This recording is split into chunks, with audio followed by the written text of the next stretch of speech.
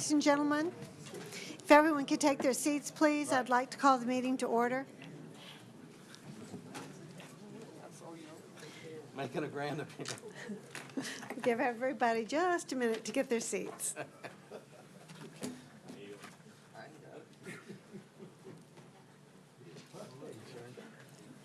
think he has to join the meeting. Or no? If you're just walking in, board members, if you would please join the meeting with your computer.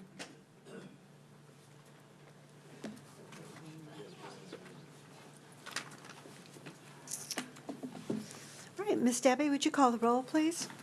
Mr. Hannigan? Here. Ms. Hines? Here. Mr. Derman? Here. Mr. Luke? Here. Mr. Harrell? Here. Mr. Nation? Here. Mr. Jeter? Here. Mrs. Seeley? Ms. Drucker? Here. Mr. Betancourt? Here. Mr. Womack? He's ill. Mr. Hersey? Ms. Mullet? Mr. Kuzan? Here. And Mrs. Belisario.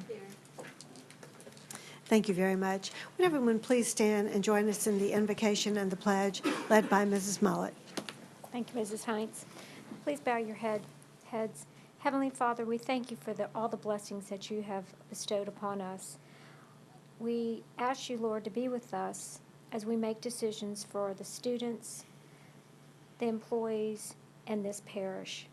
And in your name we pray. Amen. Amen. I pledge allegiance to the flag of the United States of America and to the republic for which it stands, one nation, under God, indivisible, with liberty and justice for all. Thank you, Ms. Mullet. We now come to recognition of visitors. Does anyone have a visitor they'd like to recognize? If not, I would like to welcome you. I've skipped that portion. I'd like to welcome you to our October 4th meeting. And we'll move on to persons requesting time on the agenda. Our first person is one of our board members, Mr. Betancourt, and he's going to speak on dropouts.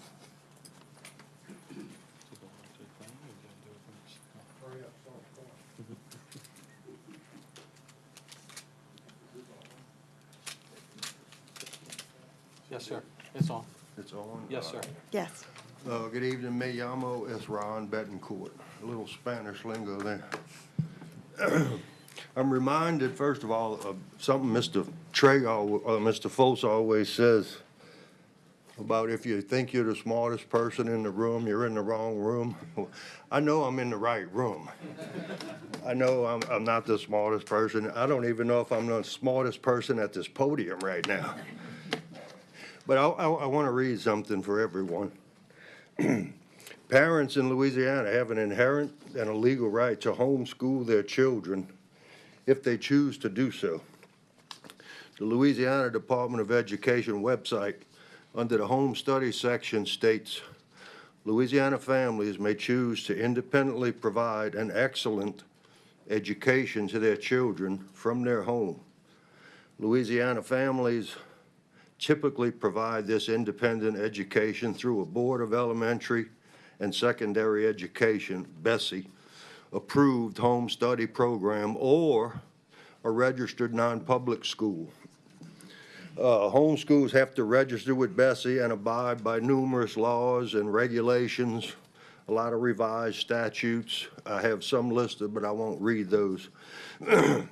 A student withdrawn from a public school and enrolled in a registered non-public school, not seeking state approval, homeschool, is counted as a dropout from the public school and calculated as such in the school performance score. In other words, it lowers our scores. A student enrolled in a BESE-approved home study program is not counted as a dropout. This is patently capricious, arbitrary, and unfair, enacted by BESE with a change to Bulletin 741, favored by State Superintendent John White solely to have a negative impact on school performance scores. And I personally believe that. There is no federal Every Student Succeeds Act mandate to count these students as dropouts. And I'm here to say, if Bessie will not retract this egregious assault on public schools and a parent's right to homeschool their child, then legislative action is required by our elected representatives. I'd like parents and concerned citizens need to be informed and get involved. And I'd like President Mullet, my fellow board members, the administration, if there's something that we can do, gather up some whereases and come up with a resolution or something that we can kind of fight this and have our say so, because this is just wrong. And hopefully we can do something about it. And everybody kind of needs to be aware of this and fight this. Thank you. Thank you, Mr. Betancourt. We appreciate you taking the time to speak to us about that today. Now we have Ms. Lee Barrios, who signed up to speak also on home study. Lee Barrios, retired teacher. I wouldn't be here tonight if the homeschool parents had known earlier that this was going to take place, and they couldn't make it tonight. So I'm not speaking on behalf of them. I'm speaking for myself, but I do want to address this issue. This is a case of the Department of Education, the Board of Education, Bessie, finding another way to drive a wedge between parents and school systems. And you all know in this election that you've taken a hit from parents and from some candidates for school board for various reasons. This just adds fuel to the fire. The other thing that it's done, as Mr. Betancourt has mentioned, is to find yet another way to denigrate public schools by assigning zeros for something that is totally bogus, and I would guess that if it went to court, it would be deemed illegal. Kudos to Mr. Betancourt, for Diane Moore, and for the homeschool parents, who are some of the most attentive and hardworking parents in our parish, which is one reason why some of them have chosen to withdraw their students from school, because they understand what's going on and they don't want to be a part of it. But they have worked together.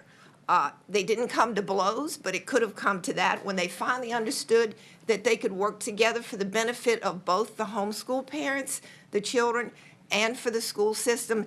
That's what they did. How much better it would have been, I have to say this, had the school board, the school system, proactively addressed this when they knew that this was happening. I wonder how many other districts either don't know or are trying to address this in an improper way.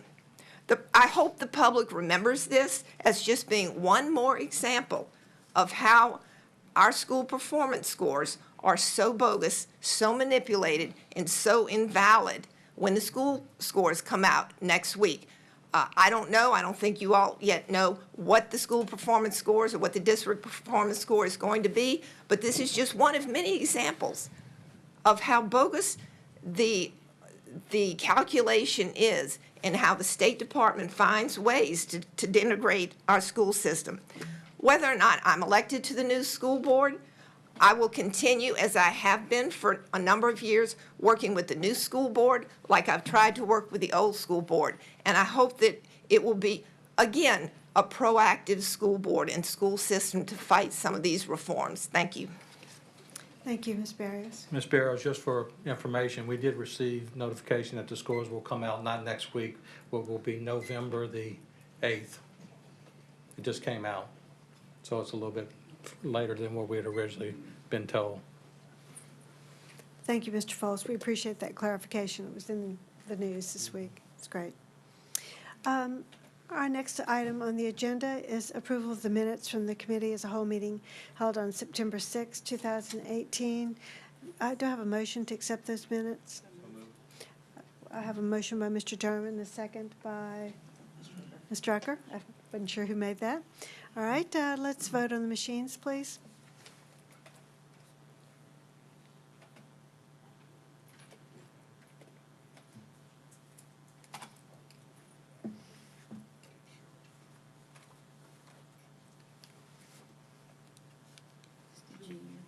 Mr. Jeter, Yes. could you check yours, please?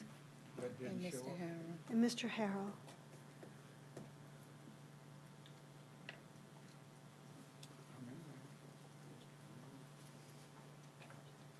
You're doing great.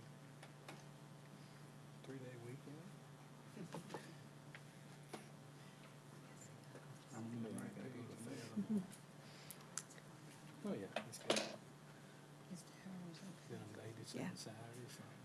Oh, yeah, it's gonna be, I'm the gopher. Fridays are working. I do the gopher stuff. Go get the baby, go get the walk. Yeah, that's right. Can we record the votes that we have, the two that we have, the voting manual? It's just one. It's just one, Mr. G? Yeah. It's not working this meeting? Well, thank you, Mr. Joby. Yeah. Mr. Jeter, you want to give me a voice vote?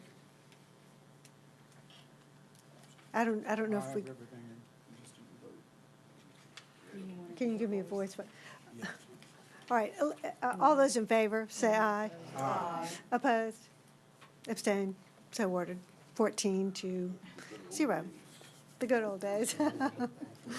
All right, we do not have anything for human resources on our agenda for the evening, so we'll move on to instruction. And that would be successful secondary outcomes for students with disabilities, and Ms. Bauer is here for that. Tonight, I'm excited to talk to you about successful secondary outcomes for students with disabilities. And boy, that is a mouthful to say. Okay, all right.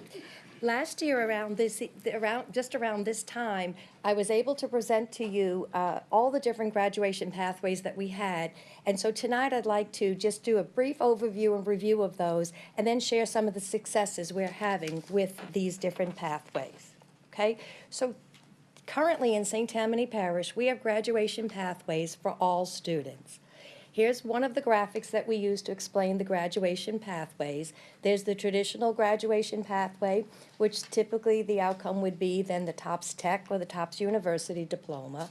There are Act 33 eligibility students that are on an alternative pathway to the same typical diploma, the TOPS Tech, the TOPS University. And then there's the career diploma for our Law 1 students. Here's another graphic that explains it maybe just a little bit better. With the diploma pathway in the middle, the TOPS University, the TOPS Tech. The Act 833 is an alternative pathway to both of those two diplomas, and now we have a new diploma, which we talked about last year and introduced last year, the career diploma for the LEAP Connect students. All four diploma pathways have prescribed requirements to meet, including the career diploma, which has 23 units, not Carnegie units, but 23 units that the students take and go on their pathway. So for the Act 833 pathway, eligible special ed students work on a different pathway to obtain the TOPS Tech or the TOPS University diploma. For the career diploma, this is the outcome for the students with intellectual disabilities. Their assessment is now called the LEAP Connect, and they take 23 units to earn this diploma. And now I'd like to share some of the successes that we are having. In May of 2018, special education students were awarded the following diplomas. We were able to award 39 career diplomas. Formerly, those 39 students would have only been eligible to obtain a certificate of achievement.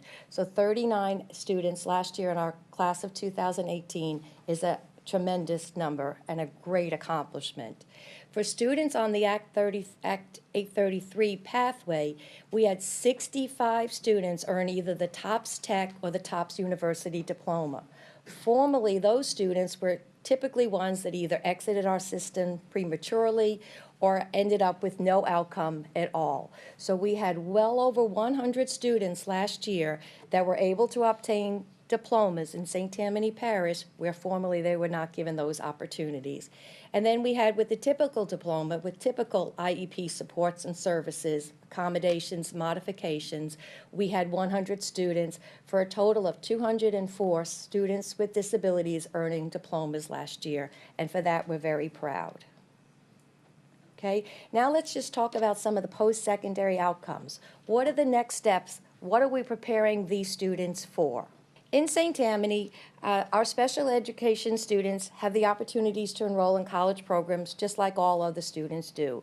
Many of them go on to 2- and 4-year college degree programs and earn those degreed programs.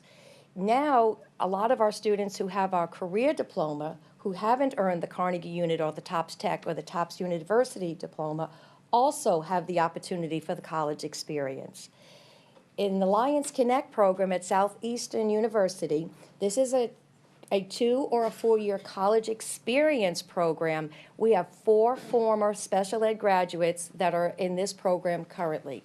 This program only takes in 10 students, so almost half of those students in that program are from our school district, and they are doing absolutely amazing. Okay. When we start talking about job opportunities, St. Tammany Parish has over 50 business partners who open their doors for vocational training for our special education students while they're still in high school. These same partners open their doors after graduation and offer vocational employment to a lot of our students. This is really important for a lot of our students that need the opportunity to have vocational opportunities, but with the support of close family and community, and they find success. St. Tammany Parish School Board is an organization that also offers employment opportunities for special education students once they have graduated. So tonight I'm pleased to share with you a video of 5 of our former students who are now our current St. Tammany School Board employees.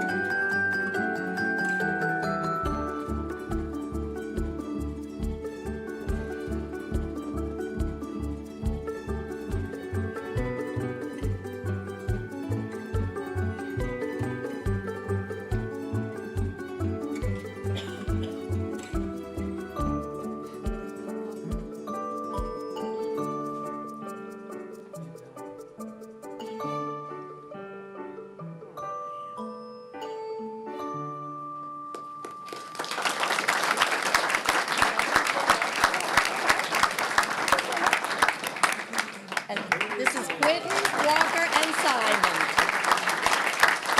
Okay.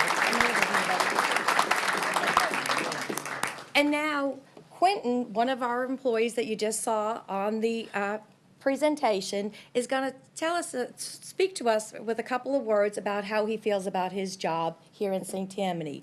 I'd like to share something with you about Quentin. Quentin graduated from Mandeville High School a couple of years ago, and he went on to a program, an alternative program at Nichols. It was called the Bridge Program. Quentin had graduated with a typical diploma and has 25 college credits under his belt. He's taken a little hiatus from college, and he is now working with us and plans to go back to Southeastern next year, correct? Next January. Next January. Thank you, Quentin. Would you like to come up to the board, to the podium?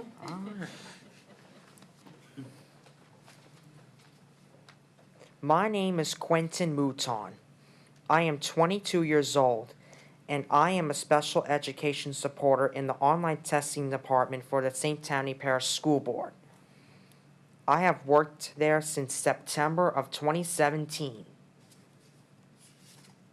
There are many things I do in my job to help out. I make copies, I cut out laminated things, I shred, and I organize things. For example, I organize stuff for the school board meetings, I put papers in folders, and I punch holes in papers. This job is going to help me in the real world by helping me organize things for events and shredding away junk things. Some of the things I like about this job are, I like the people in my office. Mrs. Karen Ketty, Mrs. Jan Latino, and Mrs. Vicky Vick. I like the people in my office because they're great and they're confident. Mrs. Vicky, someone I work with, helps me put papers in the copy machine and helps me stack them on the table. I like the firm's location and being inside rather than outside in the hot weather. I'm thankful for the location because it's like 13 minutes from my house. It's not like driving to New Orleans or Baton Rouge.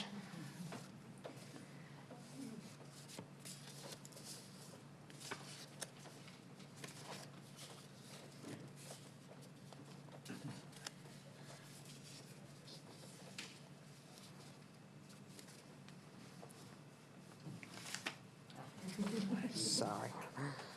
In conclusion, this job helps me as a person because I may need to get used to office life. Thank you for letting me work as a special education supporter in the online testing department for the St. Tammany Parish School Board.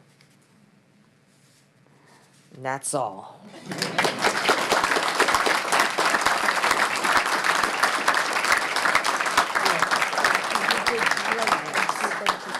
Thank you, Quentin. Okay, are there any questions from the board? Okay, we do have a few questions. Mr. Hannigan, we'll start with you. Yes, thank you. I wonder, Ms. Bauer, at a future event, you could share some of these businesses that, the names, because I'd like to patronize them. I think that's a Certainly. wonderful thing that they're doing. I believe a couple of years ago, we celebrated the one night at a board meeting, but we could certainly That's a get good you that idea. information, sir. It's a Thank good you. idea. Great. Mr. Nation? Thank you, Mrs. Heinz. Thank you, Dr. Bowers, and Quentin, and to all of you that are here tonight, thank you, and thank you for the work you do. And I'm reminded you're like a voice crying out in the wilderness in the midst of all this heated political season right now. So, and what a poignant reminder you are of the purpose of public education and what we are all about and supposed to be about in the St. Tammany Parish school system. I do have one question for Dr. Bowers or for Dr. Sanford. Does the State Department of Education and Bessie recognize these diplomas in terms of school performance scores? Yes, sir. Okay. These are in the accountability system, and they're weighted at 100 points. Okay. Okay. Anyone else have a question? No one else? All right. Thank you, Ms. Bauer, for your And report. may I have one closing? Sure. Mhm. I wanted to also recognize the wonderful parents of these students Please, because please. they are so supportive and they're always on time, so we appreciate them.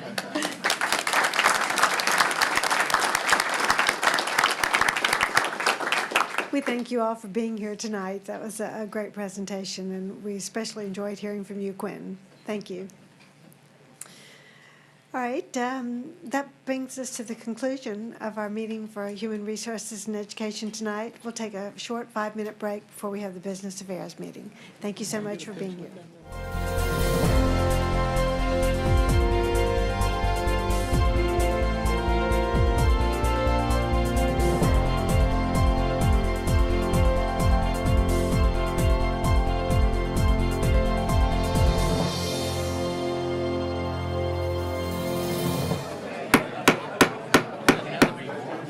All right, ladies and gentlemen, if we can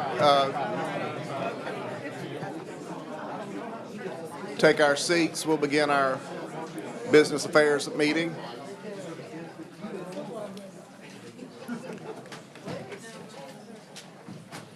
All right. Oh, all right. Ask the clerk to call the roll, please, ma'am.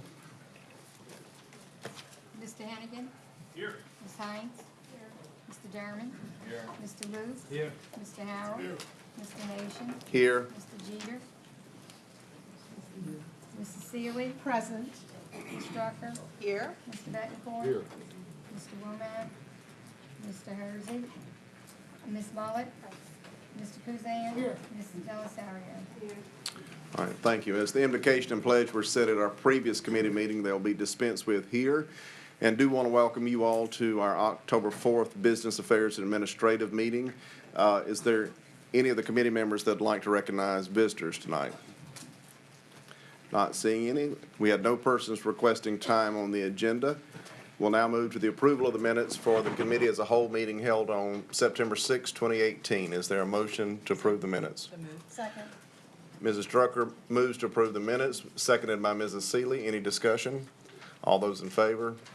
Aye. Nope, sorry. Yep, sorry, I got ahead of myself. There we go.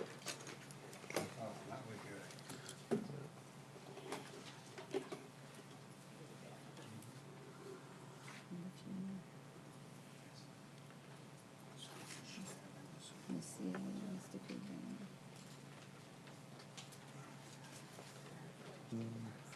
Mrs. Seeley and Mr. Kuzan. Mr. Kuzan's in, now Mrs. Seeley. She's having the same problem Mr. Jeter did. Okay. All right, Mrs. Seeley, since this is the minutes, would you like to record your vote by voice? Yes, okay, all right. So, Mrs. Seeley votes yes. Motion carries and the minutes are approved. All right, Mr. Jabbia, health insurance update. Thank you, Mr. Nation. Board members, good evening. Tonight, we're here to give you a status report on our health insurance. You have a presentation that's been put at your place. Mr. Fontaine is here to review that with you. Before we get to Mr. Fontaine, just a little bit of a background. We do have a health insurance committee that meets a minimum of 2 times a year.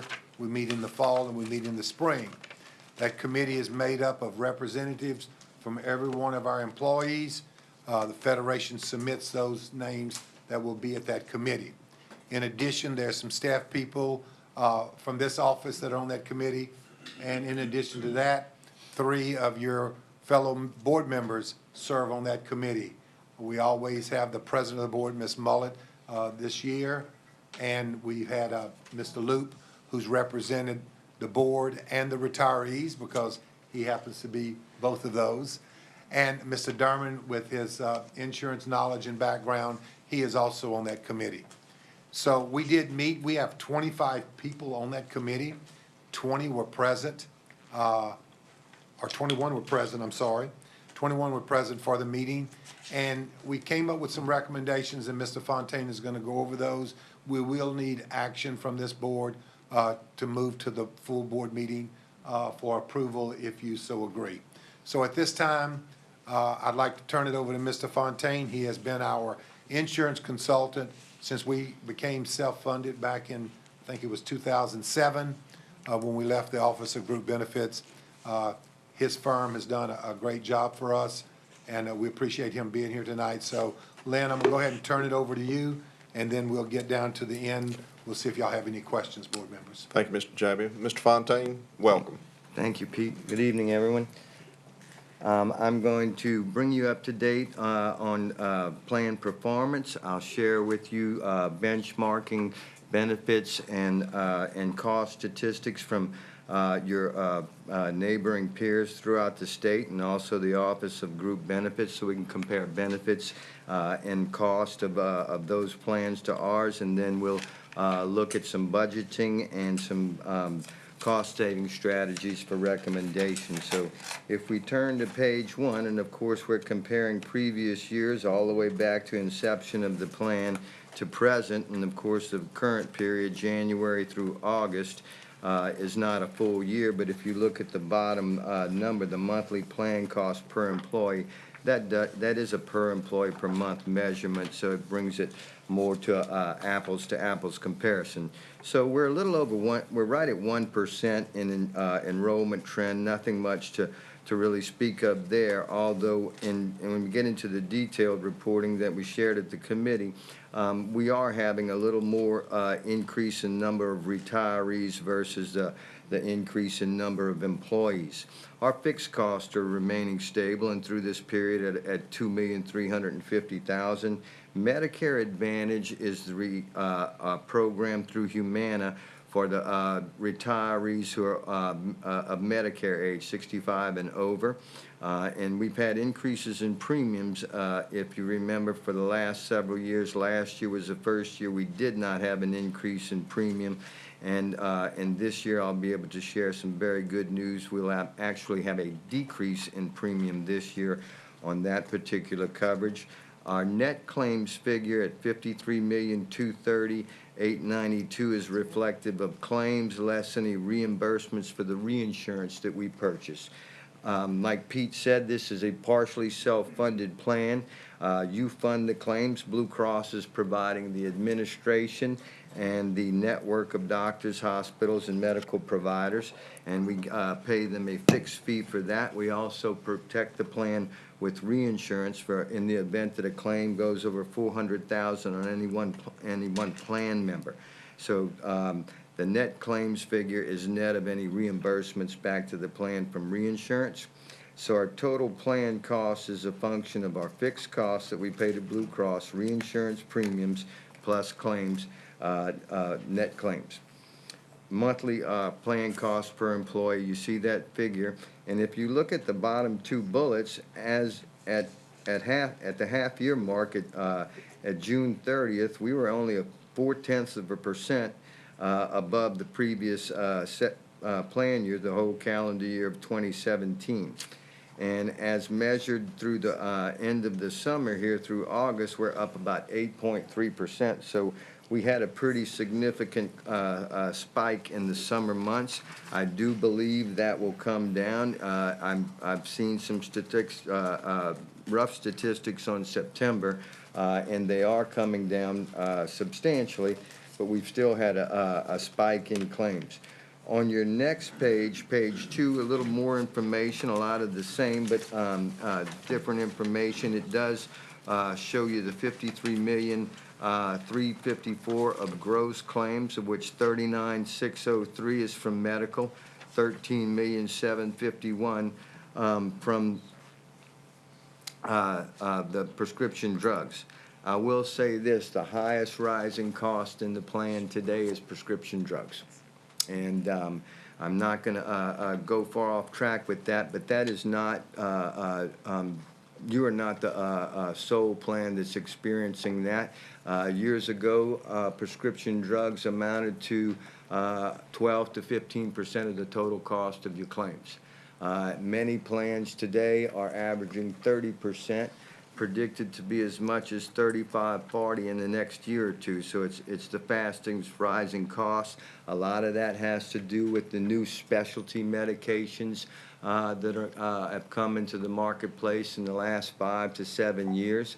Many of them, or most of them, treating rheumatoid arthritis, Crohn's disease, and plaque psoriasis. You see those advertised on primetime TV nightly. With that being said, you see the claims over 400,000 and the that's been reimbursed thus far, 123,896. And as we go down, that giving us a total plan cost of 61,955,000. Our funding right now that we collect both from the employees, retirees, and employer funding, totaling 53,787,000. Giving a net employer cost at the 50,673,000. Our ratio of cost versus funding, 115%. Our deficit at present, 8,168,059. On page 3, it breaks these figures down on a per employee per month basis. So you can see that the $798.67 figure for medical in 2017 has, through the first 8 months of 2018, grown to $868, and that's representative of an 8.7% increase in our medical claims.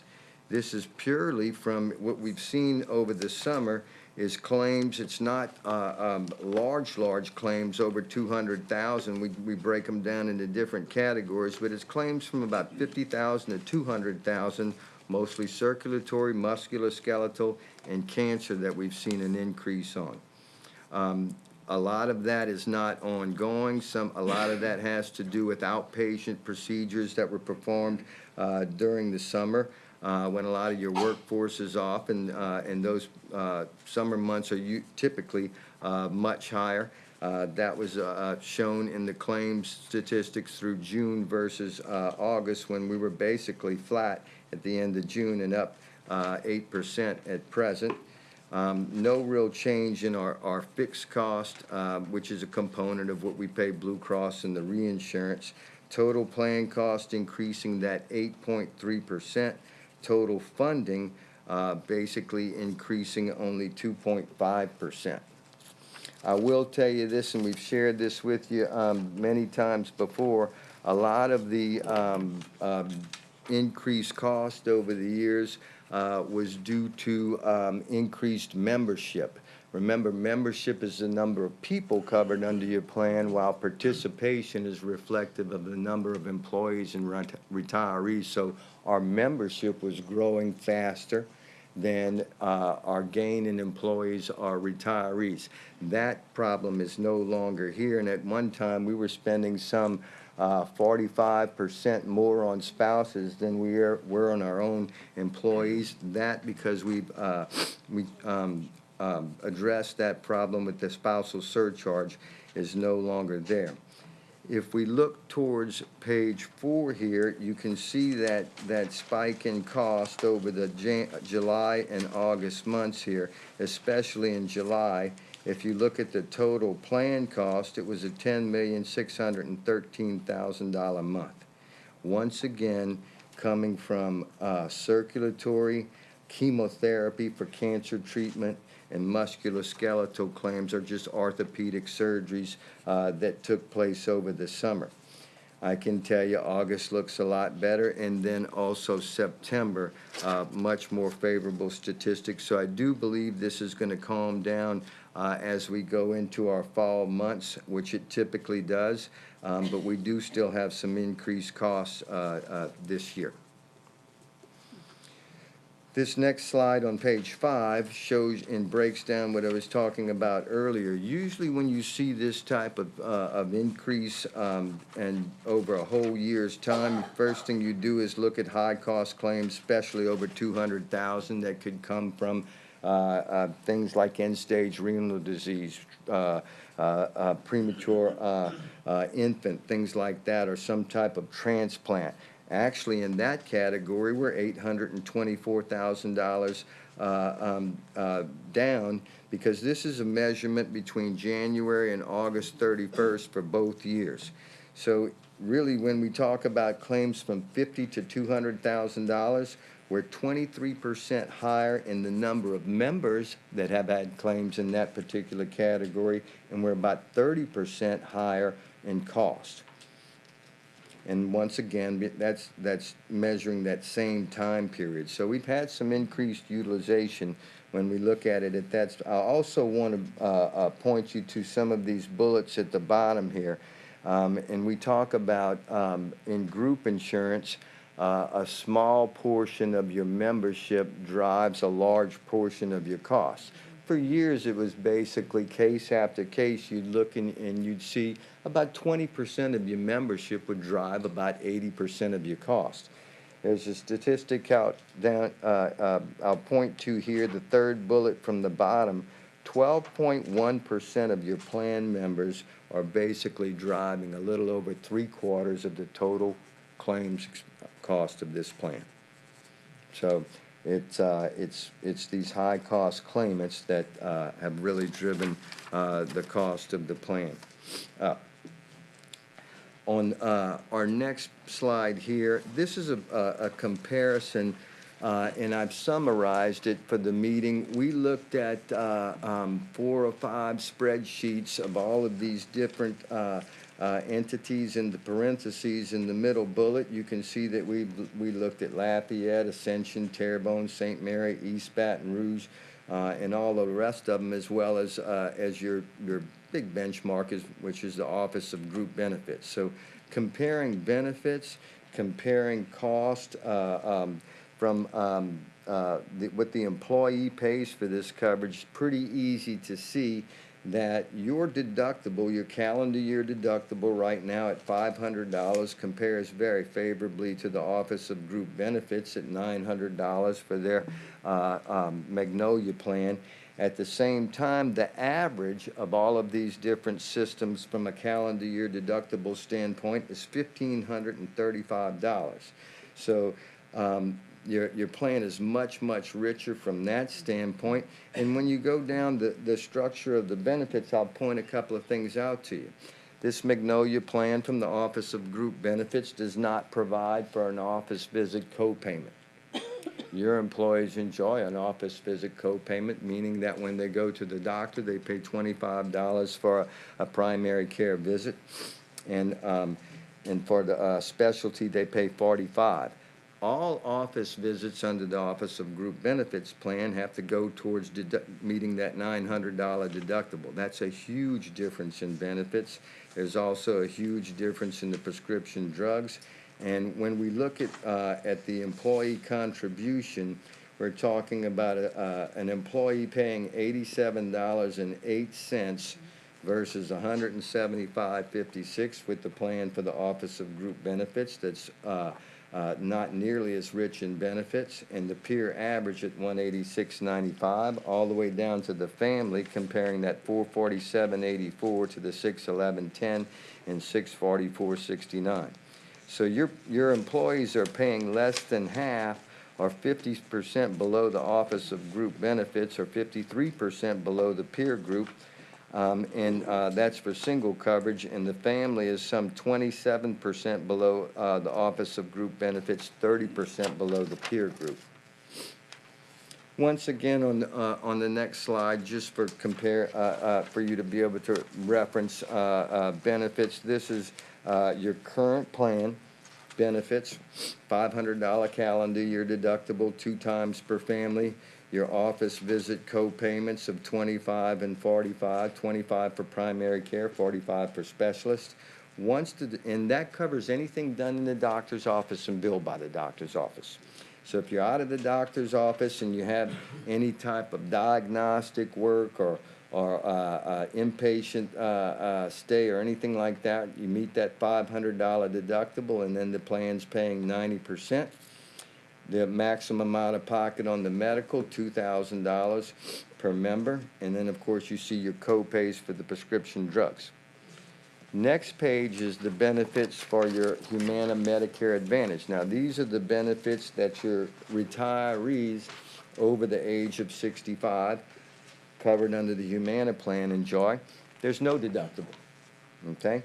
There's only a $5 copay for a primary care physician office visit, $10 for specialist, $50 for an emergency room visit, and then, of course, you see your prescription drugs at $10 for generics or Tier 1, $30 for brand, $50 and $60 for the 2 top tiers, which are non-preferred, and then specialty.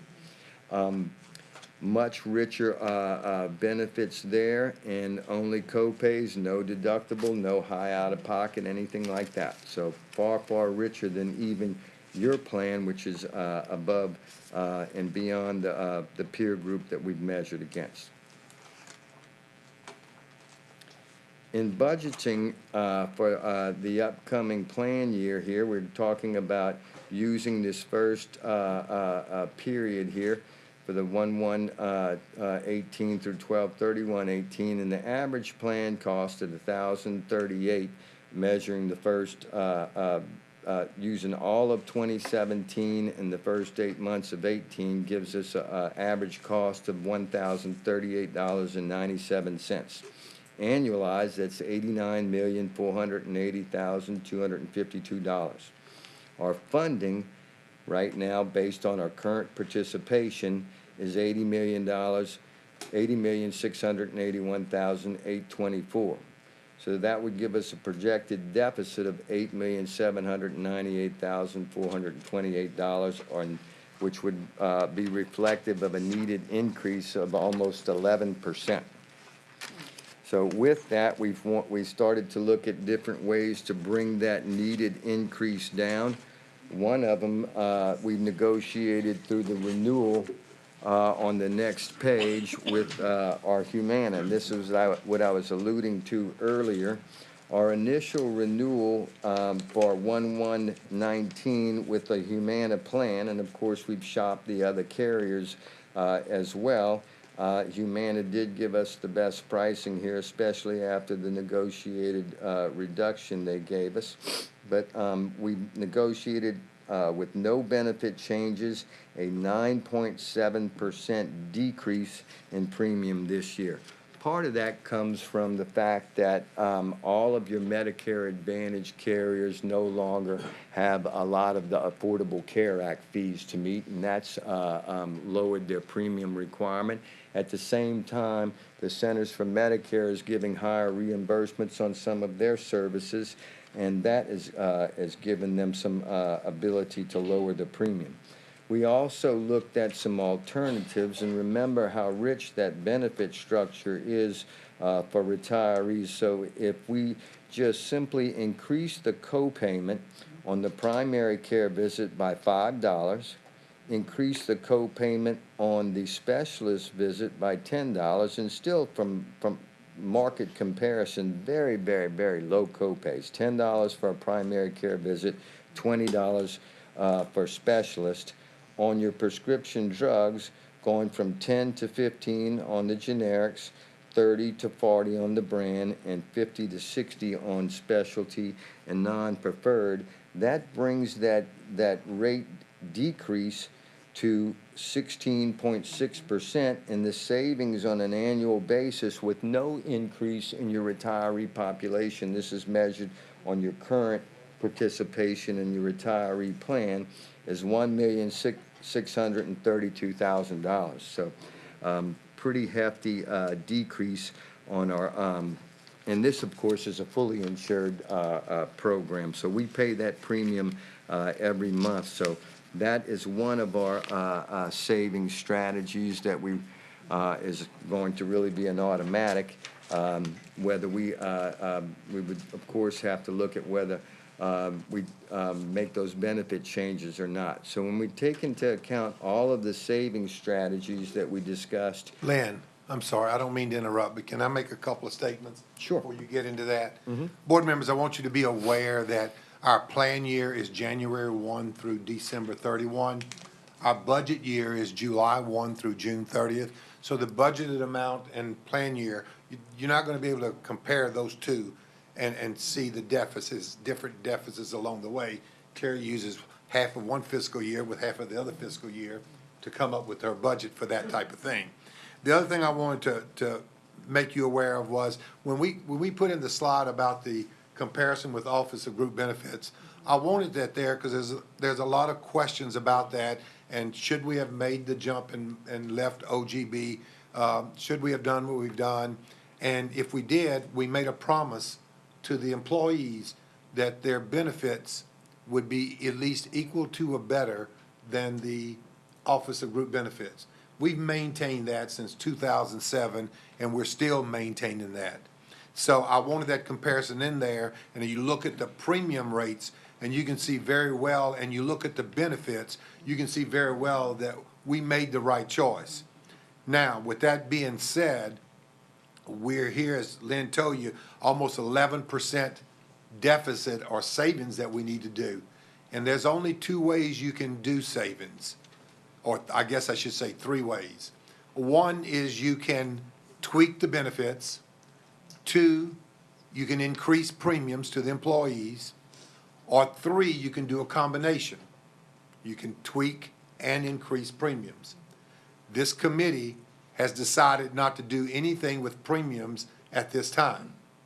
So what we're looking at is some savings that Lynn is going to propose and some tweaking of some benefits that's not going to impact our employees very significantly. So with that, I just wanted to give you that background, and then Lynn, go ahead and start. These are the things that the committee looked at, that the committee voted on unanimously on every one of these. So with Lynn, I'll let you go on now with our saving strategy. All right. Thanks, Pete. The Medicare Advantage rate decrease of 950,000 is reflective of the decrease of 9.7% with no changes in benefits. Right under that is the additional $680,000 if we increase that co-payment from 5 to 10 on the primary care and 10 to 20 on the specialist, and then of course $5 on the generic medications, $10 on the brand name. Those co-payment changes that you saw in the prior spreadsheet, that's the additional $680,000. So the combination of those two is the $1,630,000 decrease for the Medicare Advantage. The Vital Smart Shopper is no change in benefits, no real cost to us. This is a transparency tool that Blue Cross has introduced or partnered with a company called Vitals. And what this does is allows the employee to be able to shop and bring in consumerism. So if they're going to have a hip replacement or a CAT scan or any type of diagnostic work or any type of procedure, we all know that Blue Cross provides a very vast network, and we all know that there's multiple choices of medical providers in the area. And that doesn't mean that just because you're in Blue Cross's network that the price is the same from one provider to another.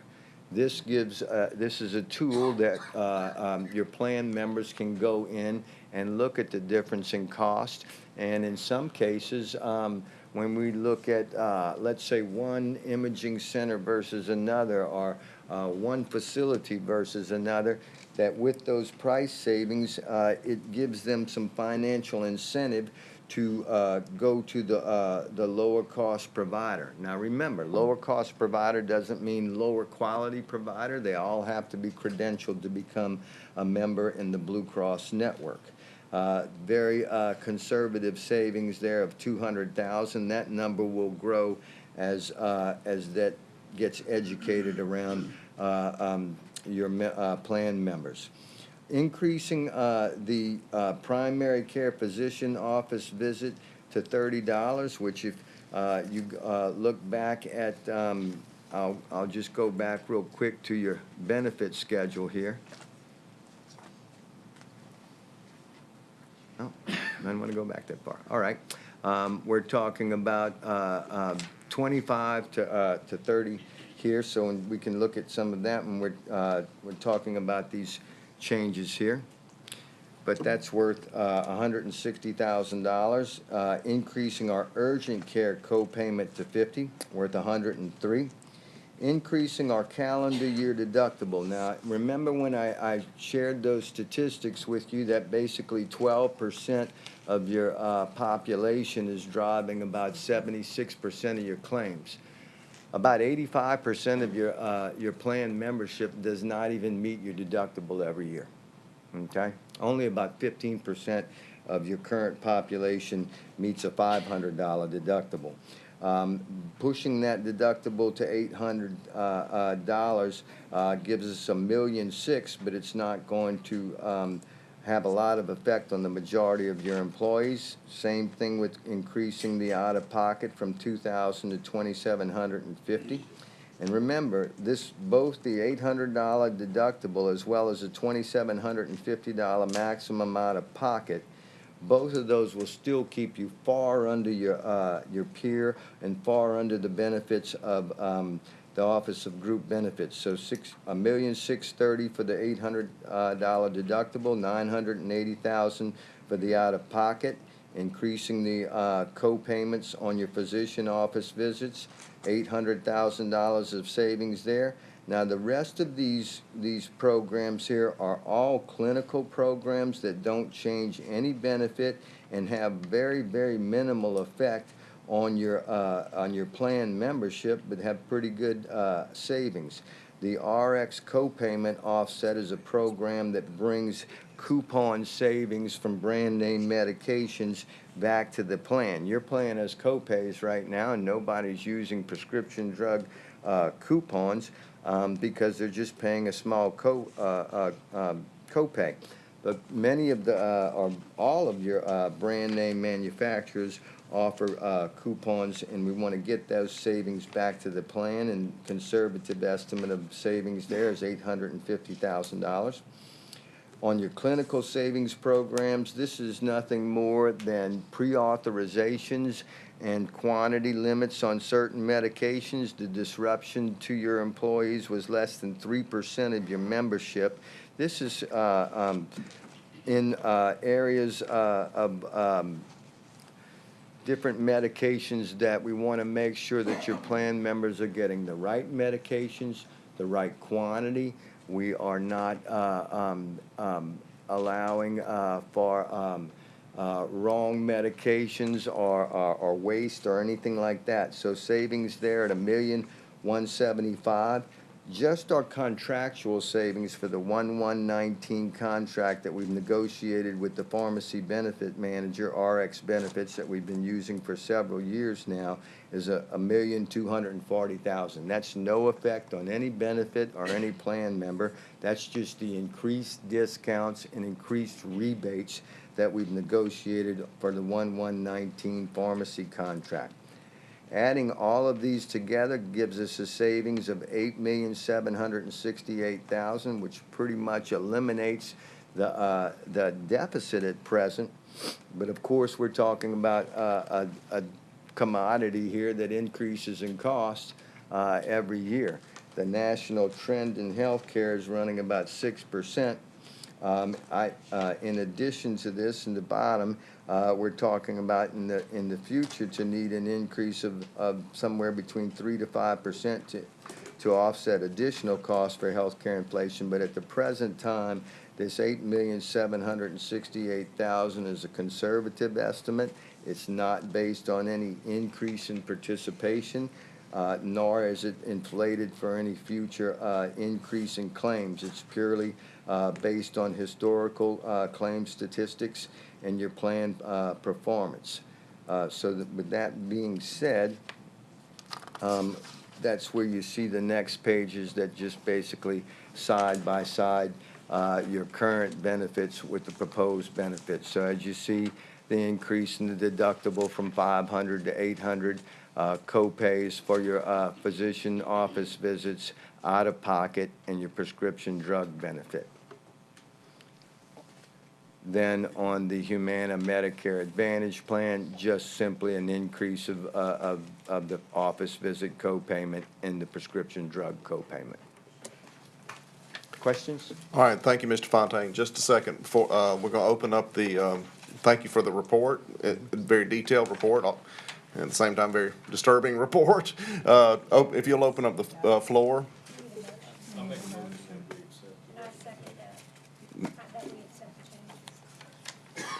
There's a motion that we accept the changes, and the second, motion by Mr. Derman, and a second by Mrs. Mullet.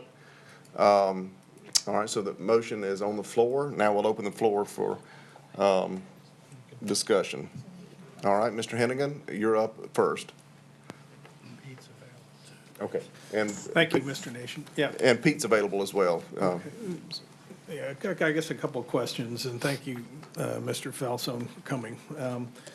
First question has to do with the projected deficit. I was looking at, I don't know what page, it's the spreadsheet where you list the 8 months of the year, then there's a gap, and then there's the total.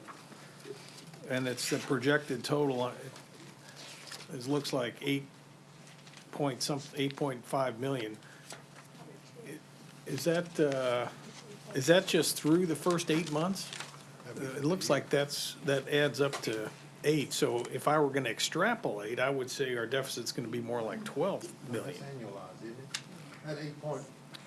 I can explain that. Your deficit is going to peak in the summer, and it'll actually stabilize, because in the months coming, when we have lower claims, there won't be as big a gap between funding and claims. So, you know, I appreciate as the the fall claims. months come in, we're not increasing that deficit.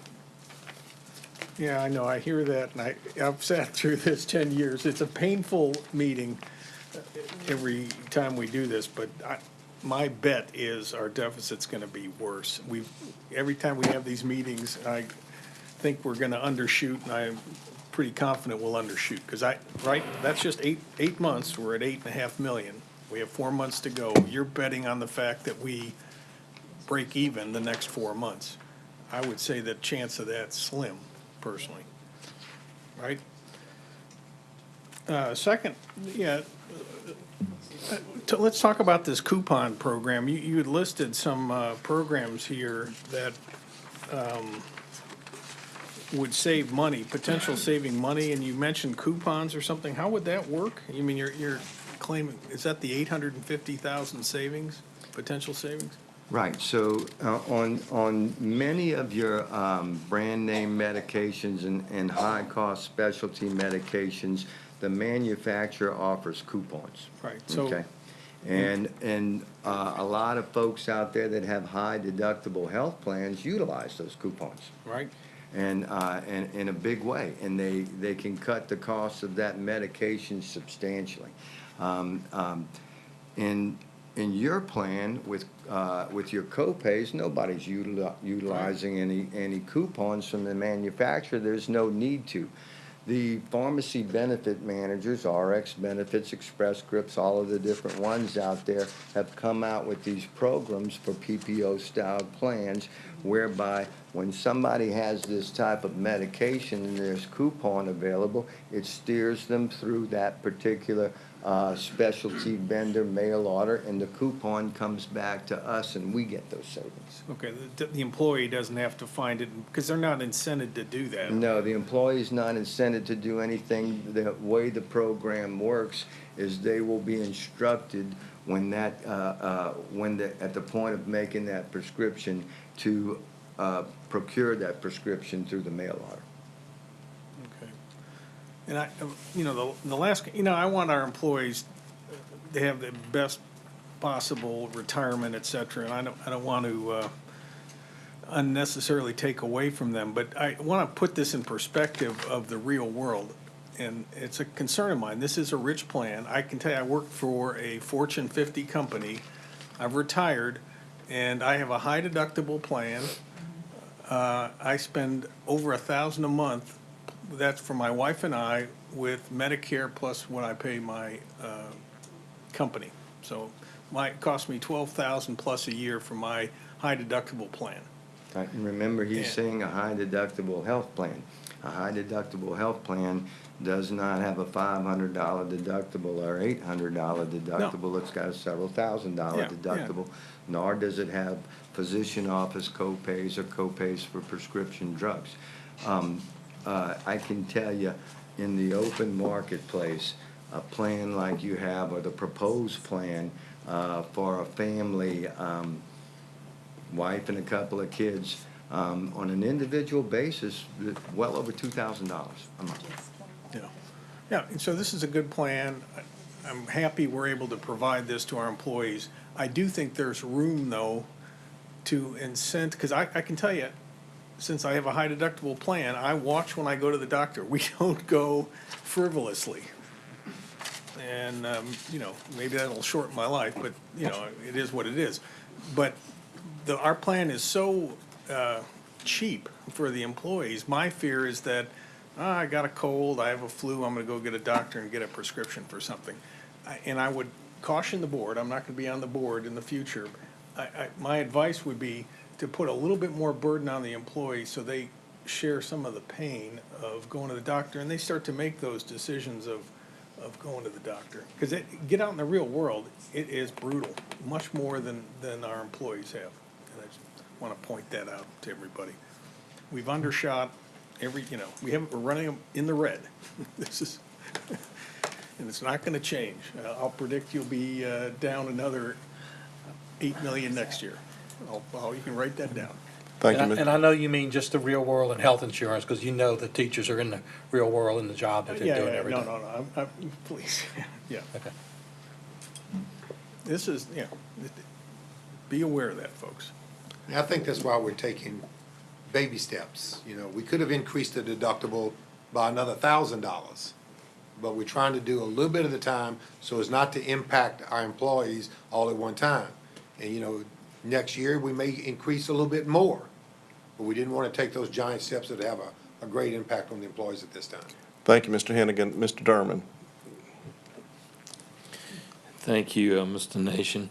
And part of what Mr. Hennigan says is right, is that every year we make changes to the plan that are cost reductions, but because of other increases that happen in the medical industry, it eats that up plus some more.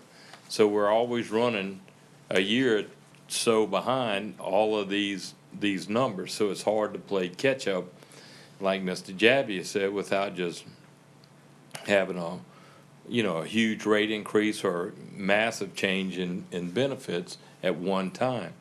I think the thing that the committee looks at, and I think they're all very conscious of, is the fact that about 12 or 15% of our group cost us almost 80% of the plan.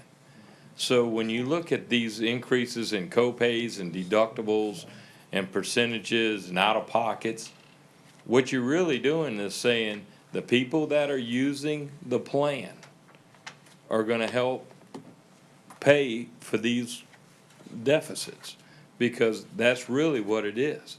Now, everybody is subject to the changes, but they're not impacted unless they actually have claims. So, and here again, you mentioned about, the typical plans that exist now in the quote, quote, real world is very high deductible plans, as opposed to low deductibles and co-pays, which is what our plan has consistently been over the years, because that's what we left, and we've tried to maintain that same type of plan coverage. I think in the future, we're going to have to look at rate increases. We're going to have to look at possibly revisiting the clinics for just our employees to help control some of our costs. There's some other cost containments that possibly we can address. Some of these things we looked at several years ago, and if maybe we'd have taken that step, we would have been in a better position. But with all that being said, that's woulda, coulda, shoulda stuff, and here we are today with a $8 million projected deficit, and that has to be addressed. And this seems like the most painless way, I guess, if you want to say that, to approach it right now, till we get to January, we get our final numbers, we revisit this in the spring so that we can make premium adjustments in July. And then once we do that, then like you're saying, when we look at our deficits, to actually be sure that what we're projecting is real projected numbers, even with inflation costs built in, and then adjust our premiums. And if we have to make another benefit change at that time, we'll address it then. But this gets us to January, trying to balance out to start the year, and then moving forward. And is that correct, Mr. Fontaine? Absolutely. We always talk about the rising cost of healthcare, but what we're trying to do here is take some steps that have minimal, or at least the most minimal effect to your plan members and the most savings. So that's what we're trying to do. Of course, we could eliminate the deficit and, like Pete said, raise the deductible $1,000, get rid of office visit co-pays. But those kind of moves would be pretty harmful to your membership right now. Right, and the other thing is concerning, we do have a large, female population and young with kids and all of that. So there again, that's very impactful on that family unit when you look at co-pays going to the doctor or having a large deductible for the children. So, we're trying to balance all of this, and it is very difficult, but the board has always taken the stance that, we contribute heavily to our employees' benefit package, and we need it to balance out because of financial restraints that we have. So we need to make it balance out. And this is one effort to do that, and we're going to continue to work to make it balance out. We're not in the business to make money selling insurance, but we're not in the business to lose money doing it either. So we need this to work. And if we were in a self-funded plan with the OGB, with first dollar insurance, our premiums would be far, far greater than what we're currently paying for both the system and our employees. And that $8 million deficit would not begin to cover what the increase in actual premiums would be. We'd probably be looking at $20 million as opposed to 8. So like Mr. Jabbia said earlier, us making this move was the correct move. It's just that every time we make an adjustment, the health insurance makes a bigger adjustment in the wrong way. That's all I got. Thank y'all. Thank you, Mr. Dermott. Mr. Kuzan. Thank you. So if we implement the offset at 3% for $50,000 salary would be $1,500 for that year? Is that correct? I'm not understanding what you're asking me, Ms. I'm asking you if a president has a $50,000 salary per year, the offset, in order to implement that offset would be $1,500 per that individual I per said year? 3% increase in premiums, not 3% of their salary, Okay. okay? So of our So own- if their premium is $10, 3% of that would be 30 cents. Thank you. That's what I wanted to make Okay. sure. Yes, sir. Thank you, Mr. Kuzan. Mr. Bettencourt. Thank you, Mr. Nation. Mr. Fontaine, would you delve into that Vital Smart Shopper a little bit? Explain some more on that, about that? Certainly. Vitals is a company that Blue Cross entered into business, a technology-based company. So all of your in-network providers. So let's say that somebody has to have an MRI. They can get an MRI in St. Tammany Parish from a multitude of different providers. And just because you're in the Blue Cross network doesn't mean that you're going to leave that different provider with the same charge, just because they're in network. So what this does is it gives you the price for that service of all of the different in-network providers. So just like both your board members here were alluding to, it gives them information so they can practice consumerism. That's one of the things that's tough in healthcare, especially in a PPO plan like yours. There's nothing in it incentivizing anybody to practice consumerism and shop. And this gives them the information to be able to do that. So let's say that there's $1,000 savings to go from one provider to another one that's 5-10 minutes down the road, okay? Well, this particular program has different financial rewards, and in a self-funded plan, it certainly makes sense to give somebody a $50 reward for choosing the lower cost provider when the plan saves $1,000. So that's the way it's set up. But how do you access this? You access it online or by phone. So it can be your smartphone, computer, laptop, or over the phone. So you would go to what, vitalsmartshopper.com? The employees will be armed with education and educational materials on how to access and log in and shop. So they'll be given all of the information that they need to be able to log in, look at all of the different providers, see the different pricing. So if somebody has to have a hip replacement or any type of procedure, they can go and look in and shop and see the different charges for that and choose one, and possibly have a financial reward for choosing a lower cost provider. All right, thank you. So Pete, well, everybody's going to get information on how to access this? Yes, What sir. they already have? No, sir. No, sir. If the full board agrees to these recommendations, we will educate all of our employees. After, because this is something new, right? This is something new. Yes, Okay. sir. Yes, sir. All right, thank you. You're welcome. All right, thank you, Mr. Bettencourt. Mrs. Drucker. I want to thank the committee to go through all of this and decipher and shop around, because this is pretty complicated because of, I mean, you're considering all these different other entities, and you're taking a look at, mindful of all of our teachers, all administration who actually have this health care. And this is my interpretation here, is that our benefits are gonna be the same across the board.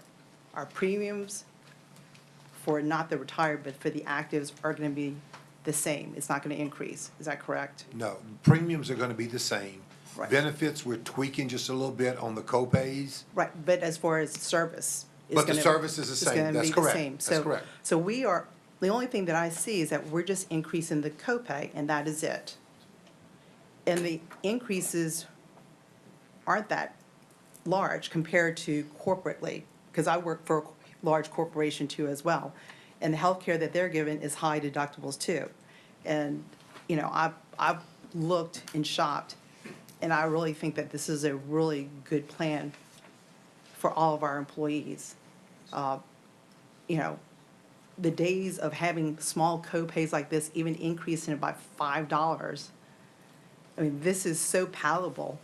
And you gotta look at the benefits that we're providing to our teachers and to administration, because it's not just the salary, it's the benefit package too as well. And this is part of it. So, I mean, this, to me, is so enticing, because, you know, not only you're talking about teacher pay, that we provided increases this year, but you're looking at also, we're providing a great health care benefit for just increasing increasing copay, no premium increase. That's huge, because most companies are increasing premium and increasing copay. Right. So, this, what we're submitting here, I'm totally in favor of. I think we did a really good job, or the committee has done an excellent job in providing these plans to increase copay, to keep everything palatable for all of our employees. And again, it's only the people who actually utilize. Correct. If you're healthy and doing preventable things, this really doesn't affect you a whole lot. Not at all. So, again, I commend y'all, and I'm in Thank you. favor of this. Thank you. Thank you, Mrs. Drucker. I'm going to take, not seeing anyone else in the queue, I'm going to take the last set of questions, Mr. Fontaine, and I've got several. Piggybacking on what Mrs. Drucker just said, and she said well, and along with what Mr. Hennigan said at the beginning, I'm going to put a little different spin on, this is my spin, and I'm an employer. I'm not a large corporation, small company, and so I know how much health insurance, how much it costs us as an employer. What I want our employees to hear, and this is what I say to my own employees, or my company's employees, is there's what's called the hidden paycheck. Absolutely. I know what you're And, talking about. and why, so we tell our employees all the time, yeah, you can go to X company over here and chase a dollar in the private, in our industry. And I told an employee this 2 weeks ago, 3 weeks ago, but you may get, your income may go up, but your expenses are gonna go up a whole lot, because my company, which is very unusual, because we've got very generous owners, cover 90% of the premiums. So our employees only, 91%. So what I want our employees to hear very clearly, and our teachers to hear, I mean this in the best possible way, you know, and this is what, going with what Mr. Hennigan said, but putting, I think, a different spin on it, is that I don't have a problem offering a richer plan to teachers and to people in education, because their window of earning potential is limited, if that makes sense. So this is the hidden paycheck that we're providing employees, is because we can do this, because they're not going to make, teachers are never going to make 6 figures or 7 figures. I mean, and so it's out of the realm of possibility. So, because it is a service and a vocation. So if we can offer them a little richer health care package, I don't have an issue with that, in principle. But again, going along with Mr. Durman, we're also a business, and we've got to balance the budget at the end of the day. So, I guess, let me begin with this first question. What is our percentage, what percentage of premiums do we pick up currently versus employees, us being the The school board? board's carrying about 83% or so on the active side, closer to 90% on the retiree side of the cost. That's currently. And then in the proposed plan, is that proportion That- roughly the There's same? no increase. Oh, that's right, there's no in increase in premium, that's right. And Thank- look, as the cost of the plan increases, okay, anything in additional cost is borne by the board because it's a self-funded plan. Right. All right. In the enrollment, average enrollment is 71, 77 this year, for this calendar year, if I'm reading that right, the average enrollment. What percentage of that are retirees and what percentage of that are active, of that 71, 77? About 5,500 active and the rest retirees. Okay. And the 12% that you say are kind of bearing the lion's share of the cost, what demographics are they retirees, actives, or is it across the board? What's the? It's across the board because demographically, your highest age group is going to be about 50 to 60. When we measure claims on an age basis, that's your highest demographic because when folks get over 65, Medicare is going to be primary. Now, the cost of the when they're retired, it'll be primary. But then the prescription drug cost in those years far outweigh the medical on the active employees. So there's some balancing to it. Okay. One other thing I wanted to point out to you that's right in line with what what y'all are talking about. We have not had a benefit change since January of 16, and we haven't had a rate increase to the employees since August of 2015.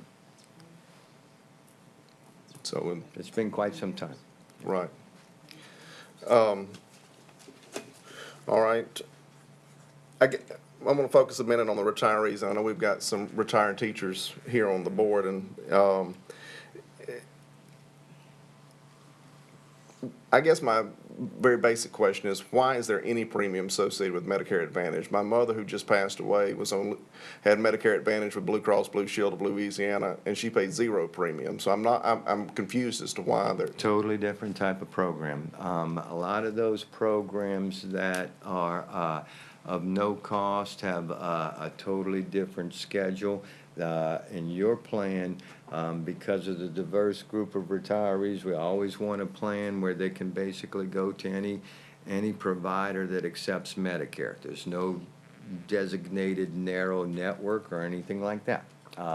Also, when we talk about the structure of benefits, only co-payments for office visits and the prescription drugs, whereas most of these other plans have the donut hole styled benefits for their prescription drugs. So it's like night and day when we compare the benefits on those types of Lynn, plans. could you also explain about Humana as a first dollar plan for our retirees, and those claims are not built Subject to into deductible. our plan? Right. The Humana plan has nothing to do with the partially self-funded plan.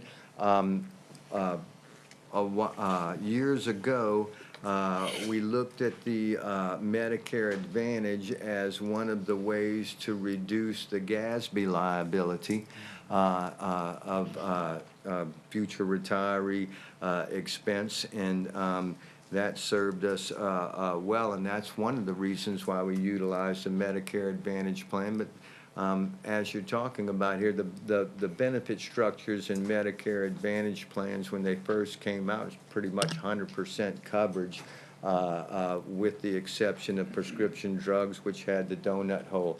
This particular plan has no donut hole because when we had the retirees that are all covered under our self-funded plan at that time, they enjoyed copays. So if we would have brought them to a plan that had the donut hole, they wouldn't have been to you'd have had a riot from your retirees giving them a donut hole plan rather than a straight copay plan.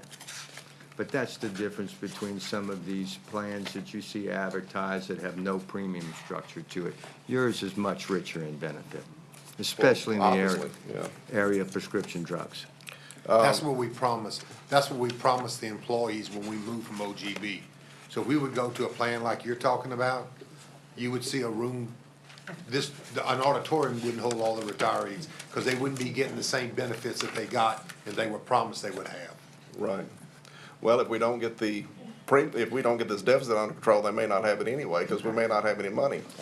I agree. I mean, we got I to. agree. All right, let's see. A couple other questions. Looking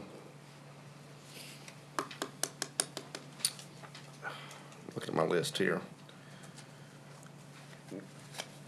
I guess a question out of curiosity. You mentioned about the high deductible premiums, and I've been on high deductible plans in the past myself, and I've experienced the same thing that Mr. Hennigan did and I was nervous about doing it, but when I did it, I did find out I was a little bit more cautious about what I spent, and what I found, and this is just my own personal experience, the premiums were considerably cheaper.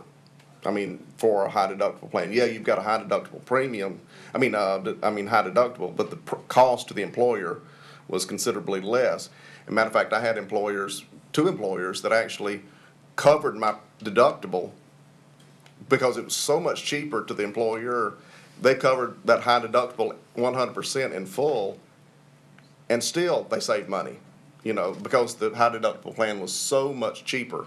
So if you've got a $2,800 deductible or $5,000 deductible, it might be cheaper for us to cover the deductible for the employee, and I don't know, because I haven't seen the numbers, but that's just my own personal experience for what that's worth. I guess, is that your experience with high deductible plans? Because you didn't seem to be in favor of it, considering that earlier. I'm a proponent of high deductible plans if that were the route we were taking for the whole group, and we tied that to some type of wellness incentive and that type of thing. But if we offer it as a dual choice, I'll just give you one word of caution. You have an $80-some-odd monthly cost for a very, very, very rich PPO plan. You make that high deductible plan, you're going to basically have to make it almost free to entice anybody to leave a $500 deductible copay plan. Yeah. Okay? So when you do that, everybody that's healthy in your plan would love to have some free coverage, and they run over there, okay, to the high deductible plan option. Then the 12% of your membership that's driving 3/4 of the cost stays in the copay plan, and what did we save? That's the only when you have a plan that 12%'s driving 3/4 of the cost, you have to be cautious of that when you offer a dual choice plan, and you're charging so little for such a rich plan, you'd basically have to make the cost of that high deductible health plan nearly zero to entice some people to go in it, and the people that would go in it would naturally be the people that don't have any claims. Right. And if you were fully insured, that could work well for you, because those two plans have a different premium structure. But partially self-funded, you're just collecting less money for people that are not charging your plan with any claims to begin with. Right. Last question, then I think Mrs. Seeley has a question that, Oh, okay, Mr. Hennigan as well. On the spreadsheet that you've got with, and it says health plan cost summary, just the January through August 2018 numbers, and maybe it's just coincidental, but and tell me but I'm looking at our deficit of 8.1 million and some change, and then I look up here, it says OGB accrued liability fixed cost 2.3 million and some change, and then the retiree premiums of 6.3 million. I mean, that's pretty much the deficit right there. But what I want to focus on for just, because we've already talked about the retirees, The 2.3 million accrued liability, can you discuss that a little bit? That was a one-time charge when we initially left the Office of Group Benefits, that they charged us for the open and unreported claims at that particular time. Now, that's not a repeating expense. Well, am I missing something? Because we've had it in 2007, 2008, 2009. There's no, it was only Oh, I'm sorry, million that's two five. different lines, I've Yes, got you. sir. Oh, I'm sorry, my bad, all right. Good deal. All right, Mrs. Sealy, thank you, Mr. Fontaine, and thank you, Mr. Thank you. Jabbia. You're welcome. Thank you, Mr. Nation. I know some time ago, it was maybe last year, year before, there was a law in place where the families had to provide insurance for their adult children up to a certain age.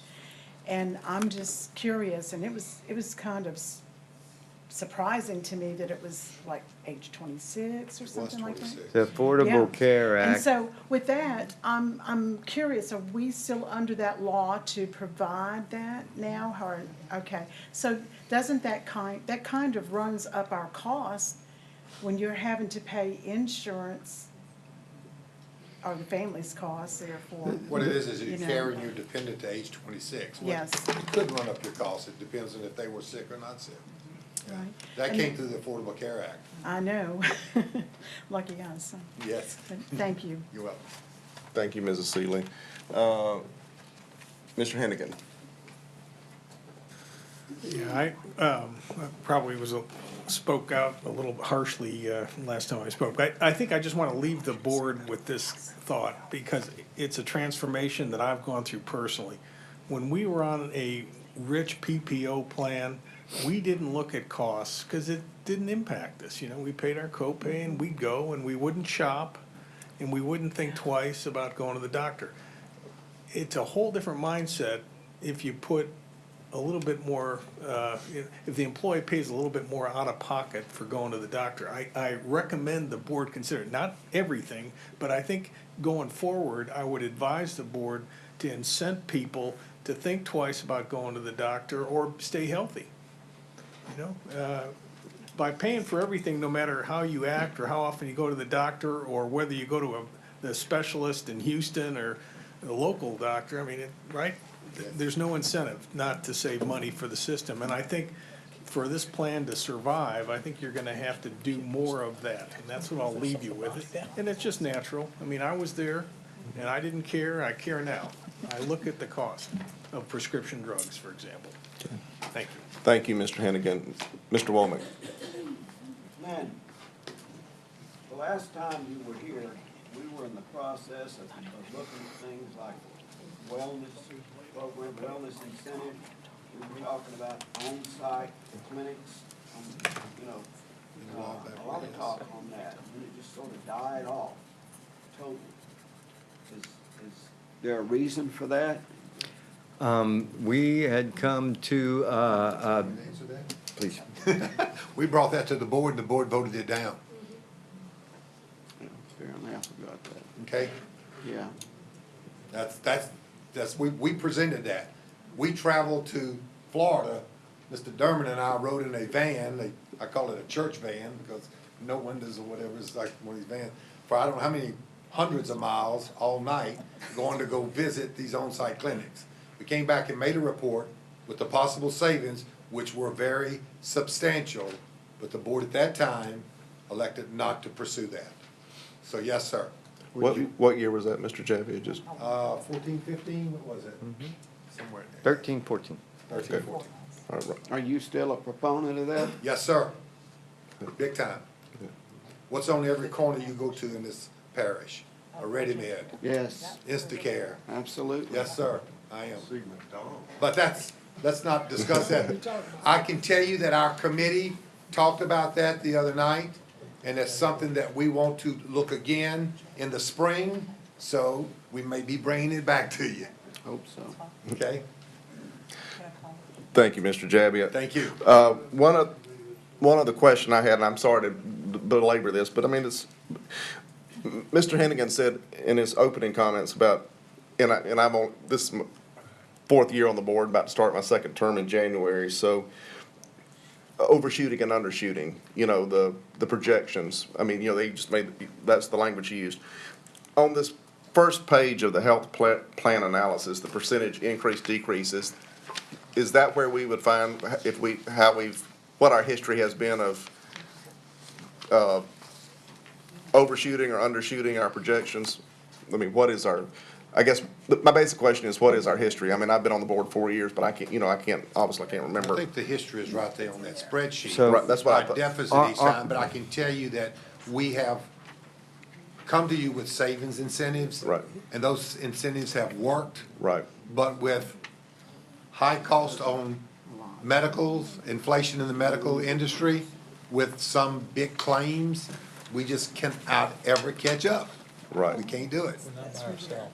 How was that? We're not by ourselves. No, we're not by ourselves. We're not by ourselves. This is nationwide, It is. This is nationwide, but I can tell you, that is your history that you're looking on that spreadsheet. Yes, sir. That's what we've done, but that history doesn't show the savings that we put in and that we did accomplish, but that's in addition to what we saved. Right, okay. And again, I want to say before I open it up to the public for comments, I'm a strong proponent, I don't have any issue with offering our teachers a healthier, no pun intended, health insurance plan than what might be found in the private sector, because their earnings are more limited than in the private sector. They have there's a closer window. There's a tighter window. And so I don't have in principle, don't have an issue with that. But I do, and I guess what I was trying to say earlier inartfully is I do want our employees and our teachers to understand that when they say, well, we don't get a raise, we haven't gotten a raise, is that, this is what you're getting in terms of benefits that you would not get, I won't say in the real world, you wouldn't get in the private sector, you would not get by other employers. Let's just use ourselves, we're an employer. Other employers don't offer this kind of plan. So that's the hidden paycheck that our employees are getting. And I will, full disclosure, I guess, I must be a fool because my wife is a teacher in this system and I've got her on my health insurance. My health insurance is a whole lot more expensive than this. I guess I'm stupid. I should get off hers and come on, but anyway, I'm not gonna do that. I'm not, we're gonna, all right. Any questions or comments from the public? Thank you, Mr. Fontaine. All right. All right, well, if you'll queue up at the podium, of sorts, if you'd like. And if you would, as is our practice, state your name and, for the record, as well as your residence. And we welcome Mrs. Green. So I stated your name, but you can state it again for the record. Good evening, Mr. Foles and board members. Debbie Green, President, St. Tammany Federation of Teachers and School Employees. I rise in support of this this health insurance plan. As Mr. Jabbia said at the beginning, members from the Federation are on this committee. They worked hard, as they've done in the past. What you have before you, I know because I was at one point on this committee as well. I know that this board puts in more money than many of the boards across the state, put in the benefit that they put in for this plan. So I do know that they put in a large amount, just as Mr. Nation has said. I want to ask that you really consider it. Our employees need this. They really need it. They don't have, a lot of these employees are young with little kids. And I know Mr. Hennigan, Mr. Hennigan stated, the fact that, if they would go less to the doctor because, not using the copay as much, that would help. But a lot of them have little kids and they have to go because they can't wait until the fever gets to 105. If it's 101, they gotta go, So, but please consider this when you're making your decision. This is a wonderful plan. I think it's what we need right now. I'm sure if we can look for something else later. We've done this before. You've been good about this. You've been good stewards with this plan. When we had group benefits, we saw what it did to us. We've gotten out of group benefits. You kept your promise. You've not decreased what we've had in the past. You've always given us equal or better, and I just ask that you continue it. Thank you. Thank you, Mrs. Green. I think I saw a hand go up. And if you'll state your name and place of residence for the record. Lee Barrios, retired teacher, and I live in Abita Springs. I'm not going to lie to you. When I was teaching and you all decided to go to a self-insured plan, teachers were shaking in their boots. We were with OGB then, which was a fine plan at the time. We thought, are you kidding me? A bunch of school board members and educators in central office are going to run an insurance plan? But it turned out to work really well. Not only that, but several years ago, as I remember, the legislature tried to destroy OGB. It was very scary for those teachers. I'm not sure how it turned out or if they were even uninsured for a while. But so that could have happened to us. So it's politically controlled. This is not politically, except for you all. And I agree that increasing, as a retiree, I can tell you with my Humana Gold, which when I say that, I'm on Medicare with Humana Gold, all of a sudden the secretary perks up. It's a different story than just I'm on Medicare. But in the last 8 years that I've been retired, I've been hospitalized several times, had surgery. I have not paid one nickel in medical costs. It's just been my premiums. I probably shouldn't say that, but that's true. But for a retiree in particular, but I think for anybody, increasing the premiums is a known, and it happens every month. Whereas a deductible, which I don't have, any deductible is a shock to the system, and you cannot control your health. So I do agree with staying away from increasing or having deductibles.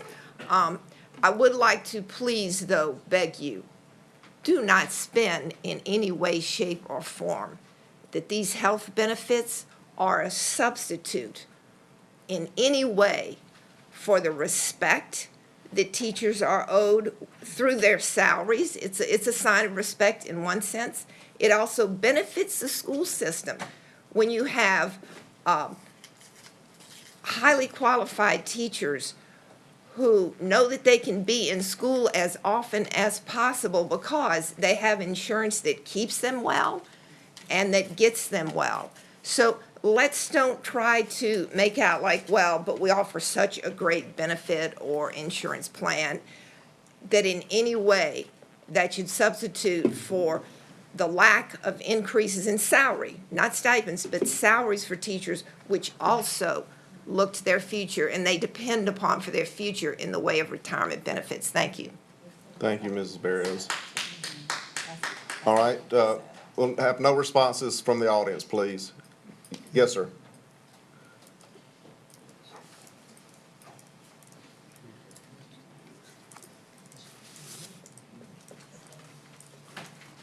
Please state your name and place of residence for the record. Carlos Yanks, Slidell, Louisiana. So I was just curious, we're talking about an $8 million hole, right, a deficit? As I understand, About that $8 was the $8 million, but the Projected deficit. projected deficit, and then there's projected savings. Right, At the, to balance it out, yes. to balance it out, yes, sir. So it's zero, there's, No, it's, I think in the, what was shown up was 3 to 5%. Is that what would be the increase? But because of medical inflation, Right. possible higher claims, that what it does is balance out the deficit that we have now. Projected, we're not sure. We're looking at maybe 3 to 5% needed more. And this is why we'll be coming back to you probably in the spring. So, okay, go ahead, Mr. Yingst. okay, so there's gonna be an increase, and I think the talk was more toward folks who are actually using the benefit, right? So we calculated what the average per year is for those affected employees. Can Mr. Chabby or? We've done all of that. Mr. Fontaine has made all those projections. Right, what's the number? What is the average impact? Okay. Lynn, can you answer that question for us? I'm not sure I understand the question. We're asking a limited number of our employees to share more, correct? How No. much more? No, no, that's not what we're doing. We're not, We're not asking a limited number of employees to share. Yeah, thank you, Mr. Fontaine. at this particular time, what's proposed has no increase in premium. Like Pete said, we're going to look at the, with the committee at possible needed increases in the spring if this, if these measures don't eliminate the deficit. Now, we know we're always going to be tackling this medical plan because the cost of health care continues to rise. This is not the last time we're going to have this subject. But as far as any increase in cost to the employees, not from a premium standpoint, but if you did have an increase in claims, carrying making the deductible go from $500 to $800 would be $300. And you're out of pocket from $2,000 to $2,750, you could incur an additional $750 of cost there. But I think the changes we've made applies to all people who are in our insurance program. Correct. We've increased the deductible, we've increased the copay. That applies to every individual in our plan. So we're not having a few people pay for the cost of the plan. This is for everyone. I'm confused. That's not exactly what was said here. We said we'll make the people who are using it pay for it. Who said that? Committee members, well, go ahead, Mr. J. I think, Mr. Yinks, what you may have heard, and if I can clarify this as best I can, is there was a mention of 12%, or there was a small percentage of. Or 15%. That was. It changed a little bit. That was utilizing the plan. Those were where the bulk of the expenses were coming from, correct? Right, very common, yes. Yeah, so that's what I think you may have heard, what I heard at least. I can't say what, you know, what anybody else heard, but what I heard was the bulk, that 12% was the bulk of the claims. But as far as imposing a burden on a small percentage, I certainly didn't hear that we're imposing any burden on a small percentage. So it's okay, but if you do go up on the co-pays and or deductibles, right. Obviously those are the people that are paying because, well, they're using it. So that's what I was wondering about, how much. You look at the out-of-pocket maximum, and that's where all of the co-pays and deductibles filter towards. So if that out-of-pocket maximum increases from $2,000 to $2,750, the maximum increase to any insured is $750. Okay. Okay. All right. Fine. That's what I need to know. Thank you, Mr. Yingst. All right. Anyone else? All right. And just because this has been a good discussion, again, I want to thank Mr. Fontaine and Mr. Jabbia for a very detailed report, very transparent as to what we're about. But just so that we're clear for the record, and also that I'm clear in my own mind, what we're voting on tonight. So the motion is to Mrs. Motion is for that last slide. Right. On the savings that add up to be $8,768,000. It's on the slide that gives you all of the different saving strategies. Yes, sir. This is what we would need for you to be voting on. And before you vote, Mr. Jebby, mention again the committee, the number of people in the committee, the vote of the committee, and all that. Yes, sir. 25 members, a representative, or more than one representative in some cases, from every group of employees that we have. We have 7 collective bargaining contracts. We had representatives from every one of those. We had representatives from this office. I serve on the committee. So do some of my insurance department serves on that committee. Mr. Gaspard, Ms. Prevost, Mr. Derman, Mr. Loop, Miss, where are you? There you are, Miss Mullet. All of those comprised of 25 people. We had 4 absent, so 21 voted, and it was a unanimous vote for what you're about to take action on right now. And then the next process you talked about coming back in the spring would also go before that same committee. Yes, sir. And be a recommendation. Same committee. Thank you, Yes, sir. All right, so the 8.7 million takes care of this year. I mean, that takes care of the deficit as it stands, That's correct? what we're projecting, yes. sir. Right, so that, so we're not out of pocket this is covering our out-of-pocket, so to speak, for now, and then we'll come back in the spring and address the, We'll see how it actually did, and Right. in the spring, we may have to adjust more. and speaking only for myself, Mr. Jabby, I certainly would love for you all to investigate further and bring back to the board, the new board at that time, the possibility of clinics or some, that kind of thing. Because I can, again, I had a daughter that had cancer, and it was a ready-made doctor that diagnosed her. So, Yeah. I mean, we had first-class physicians, but it was a ready-made doctor that did it. So I was very impressed. All right. So you have to vote now. The floor is now open for voting.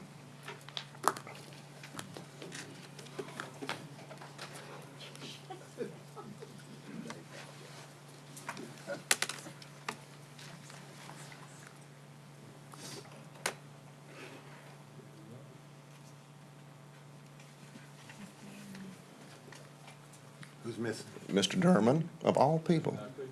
Okay. All right.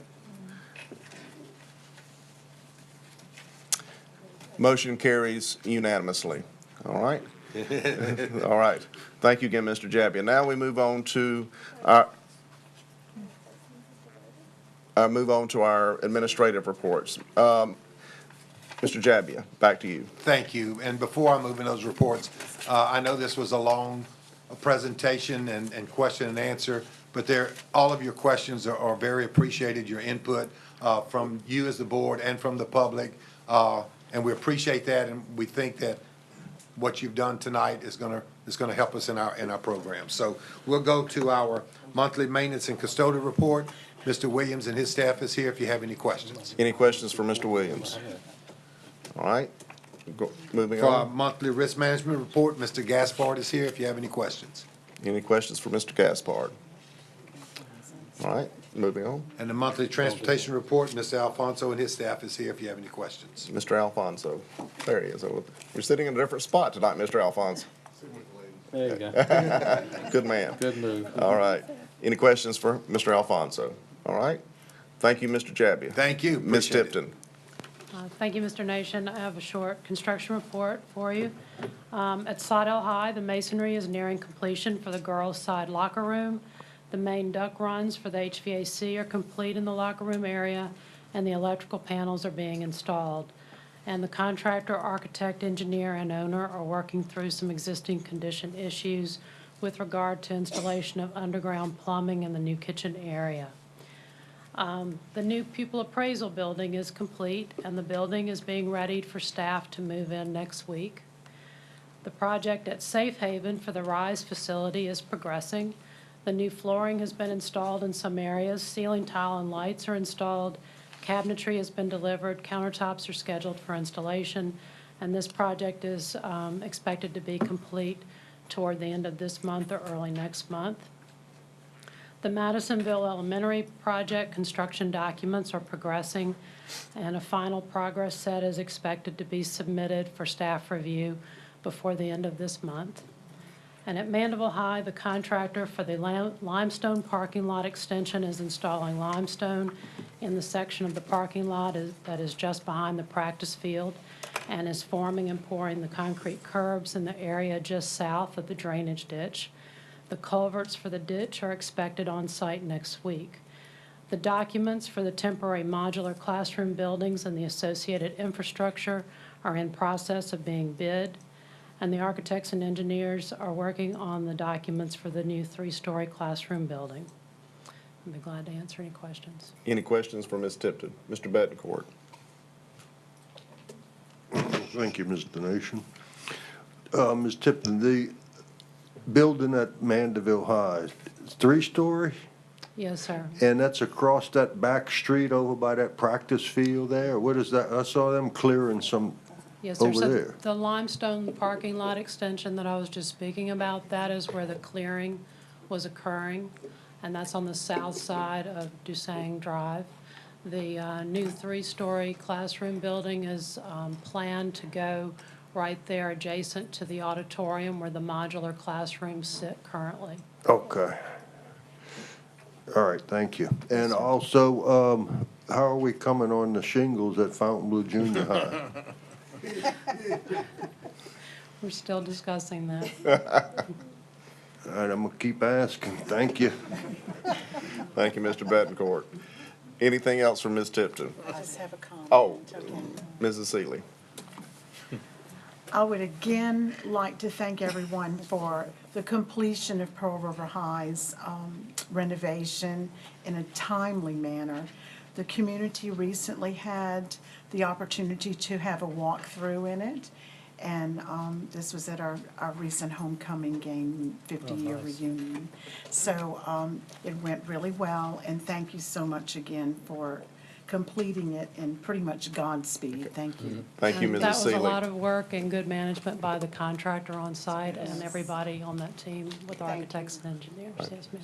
I have a question. Thank you, Ms. Mrs. Drucker. Ms. Tipton, do we have a time range when the modulars are going to be demolished at Mandeville High? At Mandeville High, the modulars that currently sit where the new building is proposed will be demolished in advance of the new construction. So we anticipate, as things stand right now, for that to occur next summer, or this coming summer, Okay, at the end of this school year. so this spring of 2019. As we get to the end of the school year, we're planning to transition into that. Okay. That's our current plan. And then the additional modulars that will be demolished as a result of that new building being completed will be torn down after the building is complete. And those were put in at the same time as the modulars that are sitting where the new building site is. Okay, thank you, appreciate Yes, it. ma'am. Thank you, Mrs. Drucker. Thank you, Ms. Tipton. All right, we'll move on now to Business Affairs, Mrs. Prevost. Thank you, Mr. Nation. The final grant budgets were provided to you electronically and hard copy, and I'll be happy to answer any questions. Is there a motion? We need someone to sponsor that. Is there a motion to accept the final grant budgets for fiscal year 2017, 2018? All right, Mrs. Mullet moves to accept, and Mrs. Drucker seconds to accept the final grant budgets for fiscal year 2017, 2018. Mrs. Prevost, do you have any comments? These are just comprised of all our federal, state, and local funds. They've all been closed out, and their various titles, special ed, all the different grants we have are presented here. All right, we'll open the floor for any questions from the committee for Mrs. Prevost. All right, not seeing any. Oh, Mrs. Seeley. I would like to thank you for providing the side-by-side, year-to-year viewing of the budget. It certainly does help. And I know a lot of work was put in it. Thank you very much. You're welcome. Thank you, Mrs. Seeley. All right, we'll open up questions from the public. If you'll state your name and place of residence for the record. Hold on, I'm sorry, Mr. Burrow. There you go. Okay. We have the mic off, sorry. Thank you, Mr. Nation. My name is Robert Broom from Slidell, and I also appreciate the chance to look through these special grant budgets. I do have one question. There's a budget in here called IDEA, which is the special ed program, high-cost services federal grant. And I'd just like to get some information, if we could, on what that involves, what is a high-cost service, and how is it determined? And also, I noticed it almost doubled in 1 year, so I'd like to find out the history of that. Okay, Mr. Broom, we'll refer that to Dr. Sanford to begin with.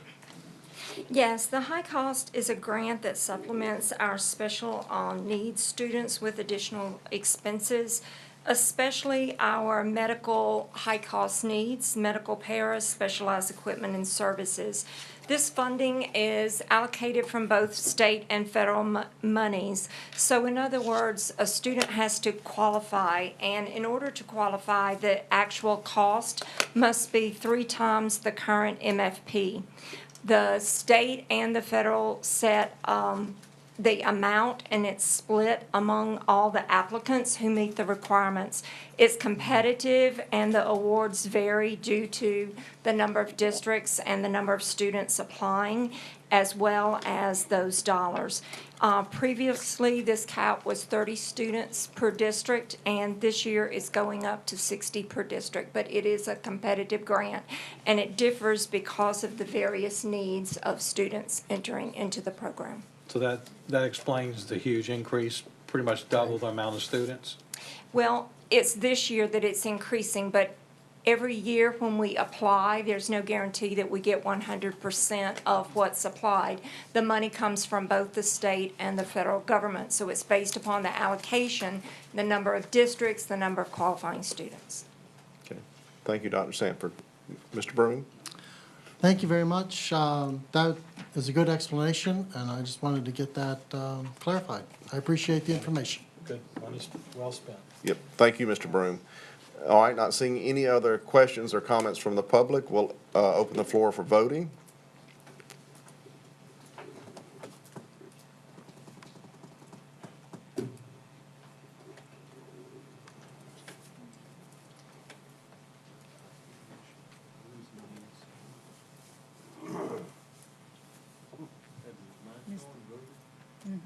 Mr. Harrell and Mr. Womack.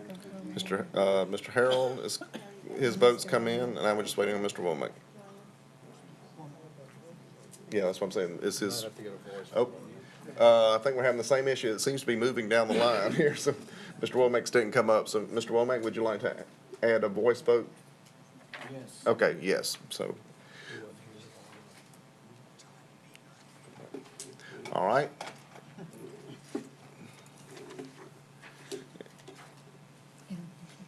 All right, and motion is adopted unanimously. All right, moving on to our monthly financials. Your August financial report was provided to you, and I'll be happy to answer any questions you have. Any questions for Mrs. Prevost regarding the financials? All right, monthly purchasing. The monthly purchase report was provided to you, and Ms. Stevens will be happy to answer any questions you have. Any questions for Ms. Stevens? All right. That concludes our reports. We'll now move to announcements by Madam President.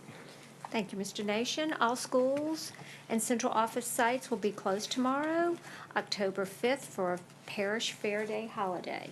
The parade starts at 10 o'clock in Covington, and there will be a presentation at 11 on the fairgrounds. Principals of the Year and Teachers of the Year reception will be held Thursday, October 11th at 6 p.m. here in Covington before the meeting.